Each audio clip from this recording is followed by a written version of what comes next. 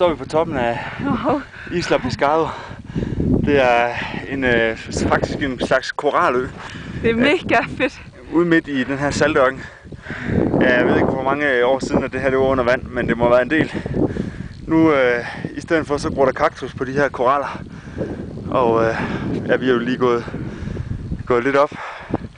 Ude i det fjerne her kan man se de bilspor, vi er kommet af med vores firehjulstrækker.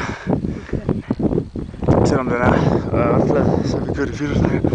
Og så kan man se kaktusen. Og hvad er det, en vulkan i baggrunden? Saltørken, den er 2000 kvadratmeter. Var det det? Kilometer. Kilometer. Ja, kvadratkilometer.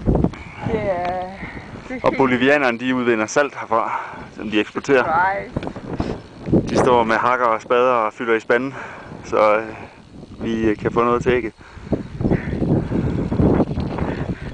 Nu skal vi ned og have frokost.